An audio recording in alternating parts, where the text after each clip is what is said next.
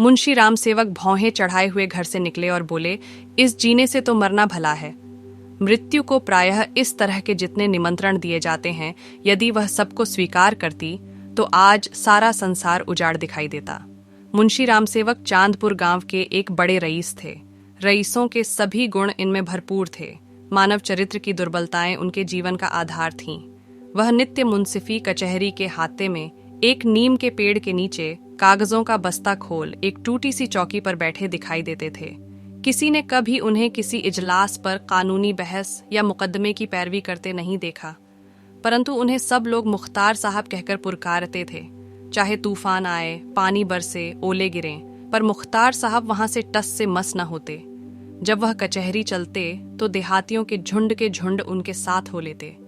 चारों ओर से उन पर विश्वास और आदर की दृष्टि पड़ती। सब में प्रसिद्ध था कि उनकी जीभ पर सरस्वती विराजती हैं। इसे वकालत कहो या मुख्तारी, परंतु यह केवल कुल मर्यादा की प्रतिष्ठा का पालन था। आमदनी अधिक न होती थी। चांदी के सिक्कों की तो चर्चा ही क्या, कभी कभी तांबे के सिक्के भी निर्भय उनके पास आने से हिचकते थे। मुंशी जी की कानूनदानी में कोई संदेह न था, परंतु पास के बखेड़े ने उन्हें विवश कर दिया था। खैर, जो हो, उनका यह पेशा केवल प्रतिष्ठा पालन के निमित्त था, नहीं तो उनके निर्वाह का मुख्य साधन आसपास की अनाथ पर खाने पीने में सुखी विधवाओं और भोले भाले किंतु धनी वृद्धों की श्रद्धा थी। विधवाएं अपना रुपया उनके यहाँ अमानत रखतीं। बूढ़े अपने कपूतों के डर से अपना धन उन्हें सौंप देते, पर रुपया एक बार उनकी मुट्ठी में जाकर फिर निकलना भूल जाता था। वह जरूरत पड़ने पर कभी कभी कर्ज ले लेते थे। भला बिना कर्ज लिए किसी का काम चल सकता है? भोर को सांझ के करार पर रुपया लेते, पर वह सांझ कभी नहीं आती थी। सारांश, मुंशी जी कर्ज लेकर देना सीखे नहीं थे। यह उनकी कुल प्रथा थी। यही सब मामले बहुधा मुंशी जी के सुख चयन में विघ्न डालते थे। कानून और अदालत से तो उन्हें कोई डर न था। इस मैदान में उसका सामना करना पानी में मगर से लड़ना था। परंतु जब कोई दुष्ट उनसे भिड़ जाता, उनकी ईमानदारी पर संदेह करता और उनके मुंह पर बुरा भला कहने पर उतारू हो जाता, तब मुंशी जी के हृदय पर बड़ी चोट लगती। इस प्रकार की दुर्घटनाएं प्रायः होती थीं। हर जगह ऐसे ओछे लोग रहते हैं जिन्हें दूसरों को नीचा दिखाने में ही आनंद आता है। ऐसे लोगों का सहारा पाकर कभी कभी छोटे आदमी मुंशी जी के मुंह लग जाते थे। नहीं तो एक कूंजड़िन की इतनी मजाल नहीं थी कि आंगन में जाकर उन्हें बुरा भला कहे। मुंशी जी उसके पुराने गाहक थे। बरसों तक उससे साग भाजी ली थी। यदि दाम न दिया जाए तो कूंजड़िन को संतोष करना चाहिए था। दाम जल्दी या देर से मिल ही जाते, परंतु वह मुंह हफट कूंजड़िन 2 ही बरसों में घबरा गई और उसने कुछ आने पैसों के लिए एक प्रतिष्ठित आदमी का पानी उतार लिया। झुंझलाकर मुंशी जी अपने को मृत्यु का कलेवा बनाने पर उतारू हो गए, तो इसमें उनका कुछ दोष न था। इसी गांव में मूंगा नाम की एक विधवा ब्राह्मणी रहती थी। उसका पति ब्रह्मा की काली पलटन में हवलदार था और लड़ाई में वही मारा गया। सरकार की ओर से उसके अच्छे कामों के बदले मूंगा को 500 रुपये मिले थे। विधवा स्त्री, जमाना नाजुक था। बेचारी ने सब रुपये मुंशी राम सेवक को सौंप दिए और महीने महीने थोड़ा थोड़ा उसमें से मांगकर अपना निर्वाह करती रही। मुंशी जी ने यह कर्तव्य कई वर्ष तक तो बड़ी ईमानदारी के साथ पूरा किया, पर जब बूढ़ होने पर भी मूंगा नहीं मरी और मुंशी जी को यह चिंता हुई कि शायद उसमें से आधी रकम भी स्वर्ग यात्रा के लिए नहीं छोड़ना चाहती, तो एक दिन उन्होंने कहा, मूंगा, तुम्हें मरना है या नहीं? साफ साफ कह दो कि मैं अपने मरने की फिक्र करूं। उस दिन मूंगा की आंखें खुली, उसकी नींद टूटी। बोली, मेरा हिसाब कर दो। हिसाब का चिट्ठा तैयार था। अमानत में अब 1 कौड़ी बाकी न थी। मूंगा ने बड़ी कड़ाई से मुंशी जी का हाथ पकड़कर कहा, अभी मेरे 250 रुपये तुमने दबा रखे हैं, मैं 1 कौड़ी भी ना छोड़ूंगी। परंतु अनाथों का क्रोध पटाखे की आवाज है, जिससे बच्चे डर जाते हैं और असर कुछ नहीं होता। अदालत में उसका कुछ जोर न था, न लिखा पड़ी थी, न हिसाब किताब। हाँ, पंचायत से कुछ आसरा था। पंचायत बैठी, कई गांव के लोग इकट्ठे हुए। मुंशी जी नीयत और मामले के साफ थे, उन्हें पंचों का क्या डर। सभा में खड़े होकर पंचों से कहा, भाइयों, आप लोग सत्यनारायण और कुलीन हैं। मैं आप सब साहबों का दास हूँ। आप सब साहबों की उदारता और कृपा से, दया और प्रेम से मेरा रोम रोम कृतज्ञ है, और आप लोग सोचते हैं कि इस अनाथिनी और विधवा स्त्री के रुपए हड़प कर गया हूँ। पंचों ने एक स्वर से कहा, नहीं नहीं, आपसे ऐसा नहीं हो सकता। राम सेवक, यदि आप सब सज्जनों का विचार हो कि मैंने रुपये दबा लिए तो मेरे लिए डूब मरने के सिवा और कोई उपाय नहीं। मैं धनाढ्य नहीं हूँ, न मुझे उदार होने का घमंड है, पर अपनी कलम की कृपा से, आप लोगों की कृपा से किसी का मोहताज नहीं हूँ। क्या मैं ऐसा ऊंचा हो जाऊंगा कि एक अनाथिनी के रुपए पचा लूं? पंचों ने एक स्वर से फिर कहा, नहीं नहीं, आपसे ऐसा नहीं हो सकता। मुंह देखकर टीका काढ़ा जाता है। पंचों ने मुंशी जी को छोड़ दिया। पंचायत उठ गई। मूंगा ने आह भरकर संतोष किया और मन में कहा, अच्छा अच्छा, यहां न मिला तो न सही, वहां कहाँ जाएगा। अब कोई मूंगा का दुहक सुनने वाला और सहायक न था। दरिद्रता से जो कुछ दुहक भोगने पड़ते हैं वह सब उसे झेलने पड़े। वह शरीर से पुष्ट थी, चाहती तो परिश्रम कर सकती थी, पर जिस दिन पंचायत पूरी हुई उसी दिन उसने काम न करने की कसम खा ली। अब उसे रात दिन रुपयों की रट लगी रहती। उठते बैठते सोते जागते उसे केवल एक काम था, और वह मुंशी राम सेवक का भला मनाना। अपने झोपड़े के दरवाजे पर बैठी हुई वह रात दिन उन्हें सच्चे मन से असीसा करती। बहुधा अपने असीस के वाक्यों में ऐसे कविता के वाक्य और उपमाओं का व्यवहार करती कि लोग सुनकर अचंभे में आ जाते। धीरे धीरे मूंगा पगली हो चली। नंगे सिर नंगे शरीर, हाथ में एक कुल्हाड़ी लिए हुए सुनसान स्थानों में जा बैठती। झोपड़ी के बदले अब वह मरघट पर, नदी के किनारे खंडहरों में घूमती दिखाई देती। बिखरी हुई लटें, लाल लाल आंखें, पागलों सा चेहरा, सूखे हुए हाथ पांव। उसका यह स्वरूप देखकर लोग डर जाते थे। अब कोई उसे हंसी में भी नहीं छेड़ता। यदि वह कभी गांव में निकल आती तो स्त्रियां घरों के किवाड़ बंद कर लेती, पुरुष कतराकर इधर उधर से निकल जाते और बच्चे चीख मारकर भागते। यदि कोई लड़का भागता न था तो वह मुंशी राम सेवक का सुपुत्र राम गुलाम था। बाप में जो कुछ कोर कसर रह गई थी वह बेटे में पूरी हो गई थी। लड़कों का उसके मारे नाक में दम था। गांव के काने लंगड़े आदमी उसकी सूरत से चिढ़ते थे, और गालियां खाने में तो शायद ससुराल में आने वाले दामाद को भी इतना आनंद न आता हो। वह मूंगा के पीछे तालियां बजाता, कुत्तों को साथ लिए हुए उस समय तक रहता जब तक वह बेचारी तंग आकर गांव से निकल न जाती। रुपया पैसा, होश हवास खोकर उसे पगली की पदवी मिली, और अब वह सचमुच पगली थी। अकेली बैठी अपने आप घंटों बातें किया करती, जिसमें राम सेवक के मांस, हड्डी, चमड़े, आंखें, कलेजा आदि को खाने, मसलने, नोचने, खसोटने की बड़ी उत्कट इच्छा प्रकट की जाती थी। और जब उसकी यह इच्छा सीमा तक पहुंच जाती तो वह राम सेवक के घर की ओर मुंह करके खूब चिल्लाकर और डरावने शब्दों में हाक लगाती, तेरा लोहू पीऊंगी। प्रायः रात के सन्नाटे में यह गरजती हुई आवाज सुनकर स्त्रियां चौंक पड़ती थीं, परंतु इस आवाज से भयानक उसका ठठाकर हंसना था। मुंशी जी के लहू पीने की कल्पित खुशी में वह जोर से हंसा करती थी। इस ठठाने से ऐसी आसुरिक उद्दंडता, ऐसी पाशविक उग्रता टपकती थी कि रात को सुनकर लोगों का खून ठंडा हो जाता था। मालूम होता मानो सैकड़ों उल्लू एक साथ हंस रहे हैं। मुंशी राम सेवक बड़े हौसले और कलेजे के आदमी थे। न उन्हें दीवानी का डर था न फौजदारी का, परंतु मूंगा के इन डरावने शब्दों को सुनकर वह भी सहम जाते। हमें मनुष्य के न्याय का डर न हो, परंतु ईश्वर के न्याय का डर प्रत्येक मनुष्य के मन में कभी कभी ऐसी ही भावना उत्पन्न कर देता, उनसे अधिक उनकी स्त्री के मन में। उनकी स्त्री बड़ी ही चतुर थी। वह उनको इन सब बातों में प्रायः सलाह दिया करती थी। उन लोगों की भूल थी जो लोग कहते थे कि मुंशी जी की जीभ पर सरस्वती विराजती है। वह गुण तो उनकी स्त्री को प्राप्त था। बोलने में वह उतनी ही तेज थी जितना मुंशी जी लिखने में थे, और यह दोनों स्त्री पुरुष प्रायः अपनी अवश दशा में सलाह करते कि अब क्या करना चाहिए। आधी रात का समय था। मुंशी जी नित्य नियम के अनुसार अपनी चिंता दूर करने के लिए शराब के 2-4 घूंट पीकर सो गए थे। यकायक मूंगा ने उनके दरवाजे पर आकर जोर से हांक लगाई, तेरा लहू पीऊंगी, और खूब खिलखिलाकर हंसी। मुंशी जी यह भयावह ठहाका सुनकर चौंक पड़े। डर के मारे पैर थर थर कांपने लगे, कलेजा ढक ढक करने लगा। दिल पर बहुत जोर डालकर उन्होंने दरवाजा खोला, जाकर नागिन को जगाया। नागिन ने झुंझलाकर कहा, क्या है, क्या कहते हो? मुंशी जी ने दबी आवाज से कहा, वह दरवाजे पर खड़ी है। नागिन उठ बैठी। क्या कहती है? तुम्हारा सिर। क्या दरवाजे पर आ गई? हाँ, आवाज नहीं सुनती हो? नागिन मूंगा से नहीं, परंतु उसके ध्यान से बहुत डरती थी। तो भी उसे विश्वास था कि मैं बोलने में उसे जरूर नीचा दिखा सकती हूँ। संभल कर बोली, कहो तो मैं उससे दो दो बातें कर लूं। परंतु मुंशी जी ने मना किया। दोनों आदमी पैर दबाए ड्योढ़ी में गए और दरवाजे से झांक कर देखा। मूंगा की धुंधली मूरत धरती पर पड़ी थी और उसकी सांस तेजी से चलती हुई सुनाई देती थी। रामसेवक के लहू मांस की भूख में वह अपना लहू और मांस सूखा चुकी थी। एक बच्चा भी उसे गिरा सकता था, परंतु उससे सारा गांव थर थर कांपता था। हम जीते मनुष्य से नहीं डरते, पर मुर्दे से डरते हैं। रात गुजरी। दरवाजा बंद था, पर मुंशी जी और नागिन ने बैठकर रात काटी। मूंगा भीतर नहीं घुस सकती थी, पर उसकी आवाज को कौन रोक सकता था। मूंगा से अधिक डरावनी उसकी आवाज थी। भोर को मुंशी जी बाहर निकले और मूंगा से बोले, यहाँ क्यों पड़ी है?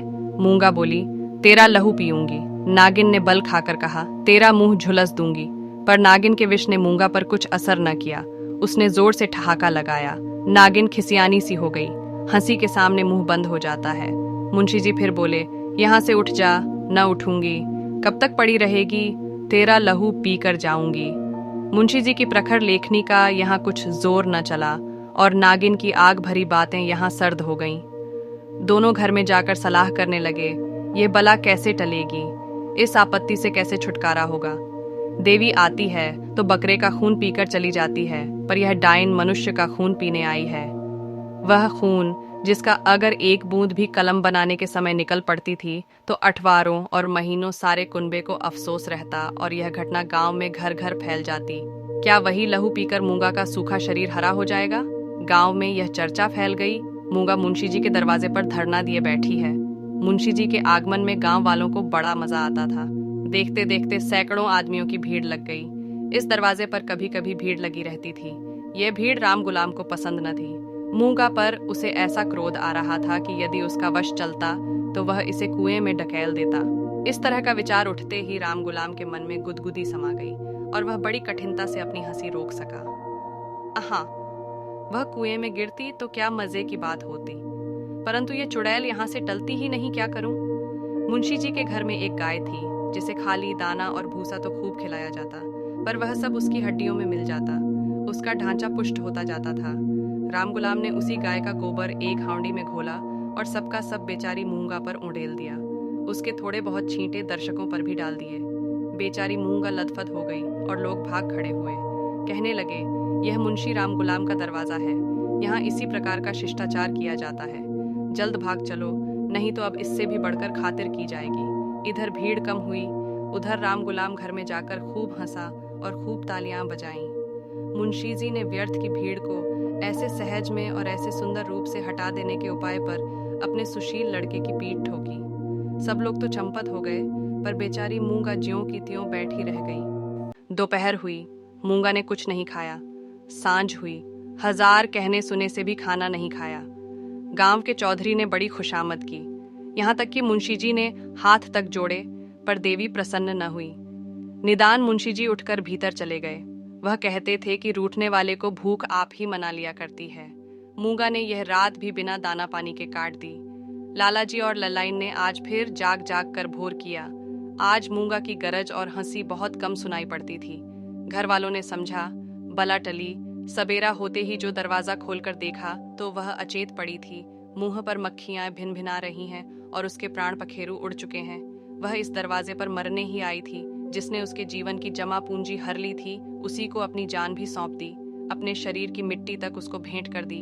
धन से मनुष्य को कितना प्रेम होता है। धन अपनी जान से भी ज्यादा प्यारा होता है, विशेषकर बुढ़ापे में। आरण चुकाने के दिन ज्यों ज्यों पास आते जाते हैं, त्यों त्यों उसका ब्याज बढ़ता जाता है। यह कहना यहाँ व्यर्थ है कि गांव में इस घटना से कैसी हलचल मची और मुंशी राम सेवक कैसे अपमानित हुए।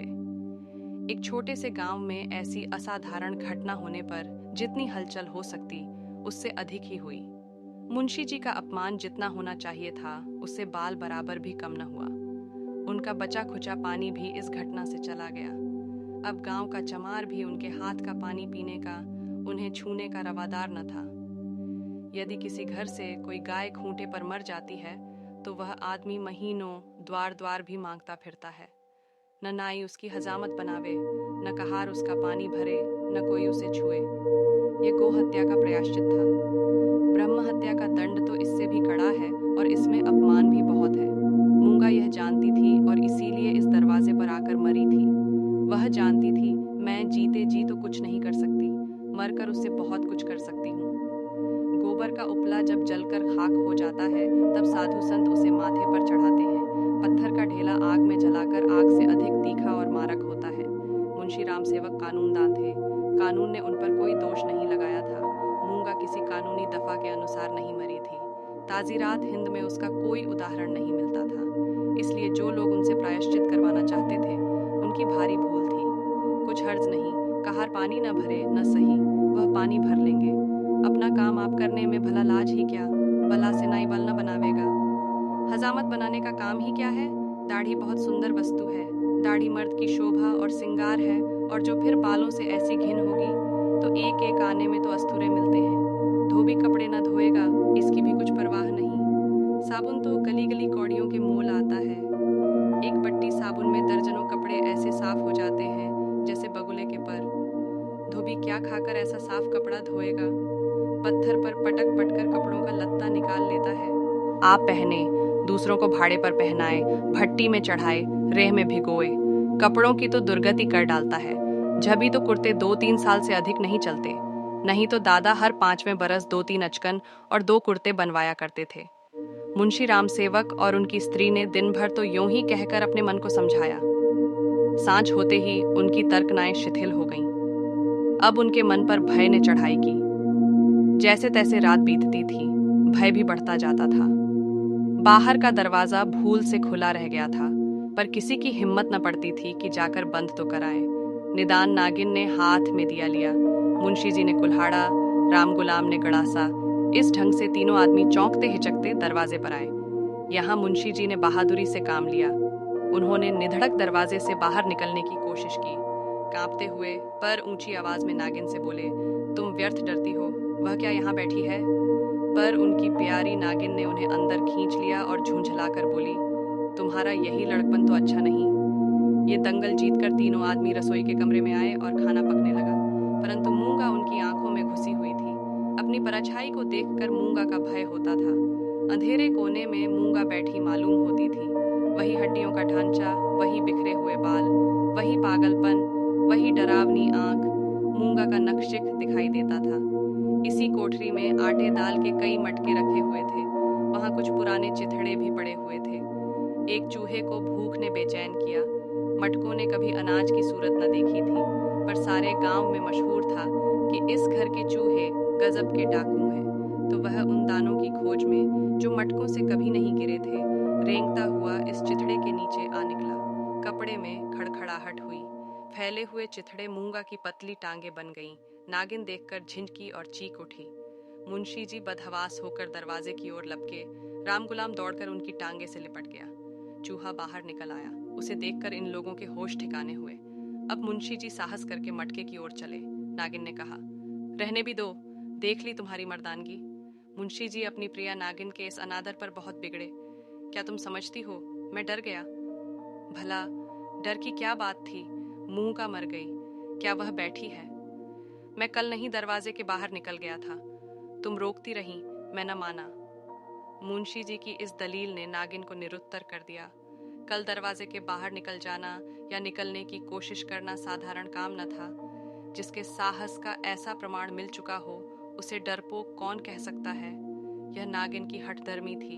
खाना खाकर तीनों आदमी सोने के कमरे में आए, परंतु मूंगा ने यहाँ भी पीछा न छोड़ा। बातें करते थे, दिल को बहलाते थे। नागिन ने राजा हरदौल और रानी सारंधा की कहानियां कहीं। मुंशी जी ने फौजदारी के कई मुकदमों का हाल कह सुनाया, परंतु तो भी इन उपायों से भी मूंगा की मूर्ति उनकी आंखों के सामने से न हटती थी। जरा खटखटाहट होती तब तीनों चौंक पड़ते। उधर पत्तियों में सनसनाहट हुई कि इधर तीनों के रोंगटे खड़े हो गए। रह कर एक धीमी आवाज धरती के भीतर से उनके कानों में आती थी, तेरा लहू पीऊंगी। आधी रात को नागिन नींद से चौंक पड़ी।